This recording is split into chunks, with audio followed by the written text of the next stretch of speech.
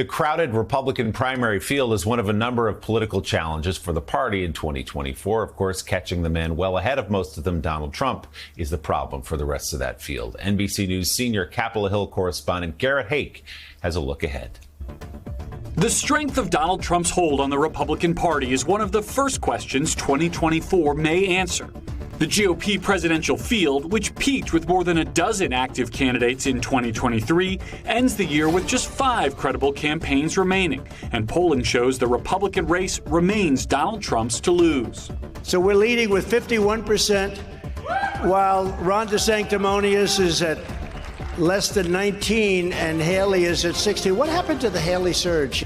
The early states gauntlet of Iowa, New Hampshire, Nevada, and South Carolina likely to winnow the field still further before what could be a decisive Super Tuesday on March 5th.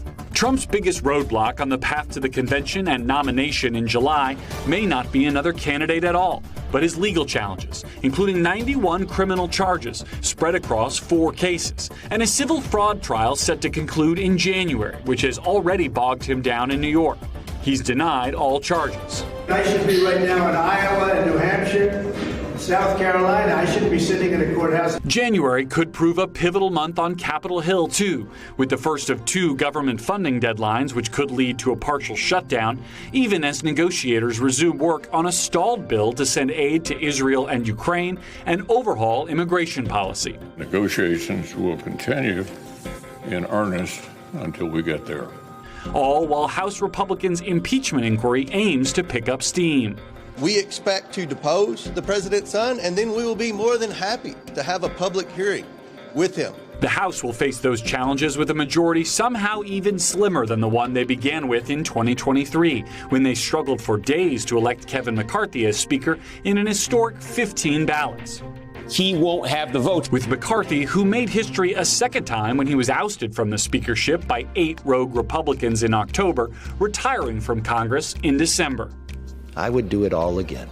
And New York's George Santos, who practically rewrote the definition of congressional scandal. If I leave, they win. Expelled in disgrace and facing federal prosecution. And while new House Speaker Mike Johnson continues to learn on the job, top Senate Republican Mitch McConnell will likely remain the subject of speculation over how long he'll hold on to his leadership post after a March concussion contributed to 2 frightening freezes for the 81-year-old. All right, I'm sorry, you all. We're going to need a minute.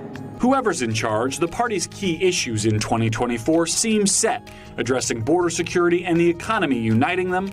I think we need to prove in 2024 that we have the policies and the will and the ability to make those differences. And finding consensus on abortion, and yes, Trump, among the issues that divide the party's old guard from the new.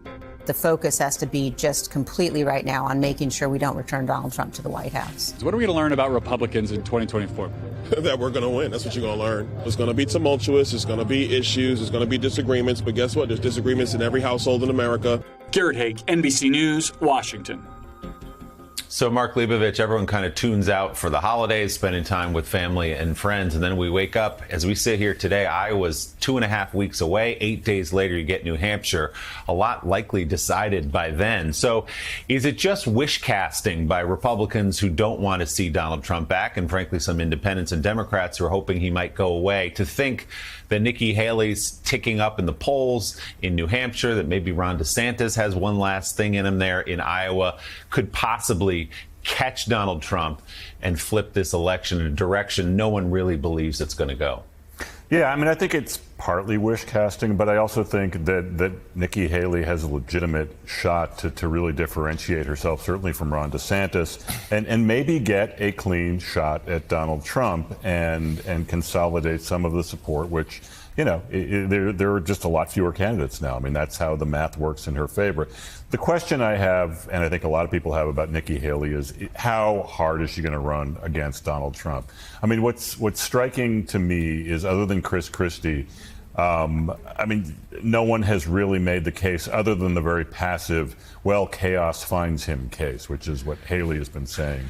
You know, DeSantis has been similarly kind of flaccid about this. I think, though, that there is obviously a lot to work with. There's a lot of material to work with. There are 91 counts to work with. There's, the kind of stuff he puts on Truth Social on Christmas Day to work with. I mean, any number of candidates, you don't have to stretch very far to make a really pointed case about whether this guy is someone Republicans want leading their party going forward in 2024. So, I mean, I think that's kind of the question we're going to sort of learn in the next few weeks. One, to what degree Nikki Haley or someone, maybe DeSantis, but probably Haley, gets a clean shot at Trump. And two, how hard they're going to run against him. Well, in the last couple of days, Haley gave interviews in which she did not go hard after Trump. In fact, Alexi, there's been speculation that Trump might even be eyeing her to be his vice presidential pick, although that got some real pushback from the MAGA base, including Donald Trump Jr. But I want to talk about someone that Mark just mentioned, who might actually have a key as to whether we have a competitive primary or not. That's actually Chris Christie. Because if Chris Christie were to drop out in New Hampshire, polls suggest that Nikki Haley and Trump would be really close, perhaps even a dead heat, because you assume Christie voters aren't going to then go back Trump, where the former New Jersey governor disappear. What's the latest you're hearing there from Christie camp? That where Trump's got a big lead in Iowa, Haley might do okay there, but no one really thinks she can win. But New Hampshire's where she could really put a scare in him, but it might require Christie to drop out to do so. What are you hearing? Yeah, I mean, look, I think that's exactly right. And part of Nikki Haley's problem is convincing those MAGA voters who really like Trump but might possibly consider an alternative that she is a MAGA type alternative that they would look to. I mean, it's been difficult, as Mark was mentioning, for any candidate to go for Trump, but that's because they need some of those MAGA voters in order to win, and especially in a primary. We saw Chris Christie come to Haley's defense at the last debate. I'm not sure that Haley really needed that from him. And I think that her people would argue that she doesn't need Chris Christie to do anything for her to win. But the numbers don't lie, as you just pointed out, Jonathan. And his folks, the Christie supporters that he's garnered so far, are the likeliest who would go to Haley, unlike anyone else. And so while he's not going to be in the race much longer, I don't think that he's going to drop out just to help Nikki Haley. Mark, one of the rationales we've heard from Republican opponents, sometimes explicitly, but often in the subtext of their campaigns, is that they want to hang around long enough to see what happens with those 91 felony charges, those 4 cases against Donald Trump. But if one of the cases, the federal case, the soonest one, starts in March and goes on for who knows how long, and frankly, that date could be delayed too, isn't it well too late by then to find out what his legal troubles are? Or maybe, I don't know, Chris Christie has suggested, what if you hung around until the convention and see what happens? Things get turned upside down and maybe things change. Or, to use the word again, is that also just wish casting and Donald Trump is going to roll to this nomination? Yeah, you can sort of end a lot of questions. Is this also just wish casting in this day and age? I mean, this does mimic many layers of deja vu here, which is Republicans, waiting for someone else or something else to magically solve the Donald Trump problem. I mean, in 2016, you had a lot of candidates hanging around thinking, oh, Donald Trump is going to implode somehow. This isn't going to be, he's not going to be here in a few months and so forth. And then a few years later, it's like, okay, he's going to lose in 2020 or the insurrection. I mean, something is going to end it. And yet here we are again and again and again. We're almost 7-8 years into this game. And look, I mean, at some point, you do need to take him on. And no Republican ultimately has found a winning formula.